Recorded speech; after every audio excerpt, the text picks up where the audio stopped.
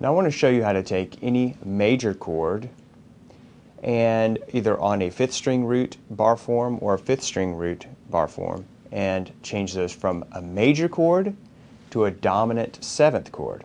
Okay? This is a really powerful technique and it's pretty simple actually. All you're going to do, let's take our A chord for example. There's my A major form. If I want to make this chord a dominant chord, I need to take the octave. An octave is 8 notes, right? So this is the lower note. An octave above that A is going to be here. Here it's the same note, okay, and an octave above that would be, which instead of playing that note here, I'm going to play it here. So let me show you that again. Just so you understand just somewhat of how these 6-string root bar chords work, it's basically 3 different octaves all within the same chord. Or I should say 2 different octaves, my bad. 3 different notes. This is hard to explain, but there are 3 different notes that I'm going to fret here on the fretboard. Okay? But they're all the same pitch. They're all A's. Okay, that's what I'm trying to get at. They're all A notes. They're just played at 3 different places on the fretboard. So this is an A, this is an A, 8 notes above that, and this is an A, 8 notes above that. So all of these 6-string root bar chords have octaves. Okay, they have 3 different notes here. They're all, they're all A's, but they're played at different octaves. All right, so let's say, for example, just so you understand this concept, we're going to do it on G, right? This is a G, this is a G, and this is a G. Okay, and when I use this form, I'm going to bar everything on this 3rd fret, hold down the top note, hold down the, I should say the bottom note, and then here's my G, and then there's another G. So I've got, okay, and the rest of the notes are just kind of fill-ins. So let me show you one more. If this is F, okay, F here, and then I'm playing F on this 6th string, or on the 1st string on this very 1st fret. Okay, and this is actually a good exercise just to be able to play all of those octaves.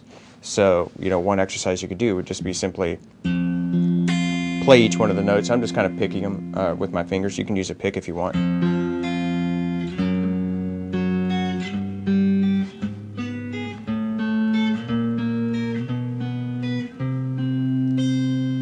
Now, why is that important? It's important because I want you to understand that the rest of the notes in that chord are not A's, or they're not, they're not part of the root. So if this is a G chord, all of these notes are G's. Okay? And then the other notes are, at different intervals, either a 3rd or a 5th or a 7th or something like that. But you kind of need to know where those root notes appear in the chord, because those are not going to change ever. So if you're playing like a C minor chord, you need to know where the C's are. If you're playing a G chord, you know where those G's are. If you need to know, if you are playing a G major 7th, you need to know where G's appear in that chord. If you're playing a D 7, sharp 9, sharp 5, you need to know where D is. Okay, because being able to alter the chord to come up with a different chord, you just need to know that, okay, if I want to play a G chord, here's G, and here's G. If I want to change this chord into minor, I'm not going to alter any of those notes. I'm going to alter some other note. So in this case, I'm going to make this chord minor. Okay, what if I want to make this chord a minor 7th? Well, if this is a G, and this is G, and here's G, I know I'm not going to change those G's. All I'm going to do is change this 5th degree right here. Or excuse me, I'm going to change I'm going to change this octave from the G here down to the F. Okay, but this G down here has to remain, or else it changes the whole name of the chord. So I guess I sort of misled you when I said you're never going to change those G's. You're never going to change that lowest root note, I should say. Okay, so big overarching concept. I know we just covered a lot of material, but this is the main point that you need to understand. In this 6-string root form, like this, if I want to make this chord, or I should say, this 6-string root form, the octaves are going to be here, here, and here. That's the most important concept that I want you to get from this whole entire thing. And that way you will know, if I want to make this chord, let's say a dominant 7th, then I'm just going to take this A note and lower it a whole step. So it's going to be,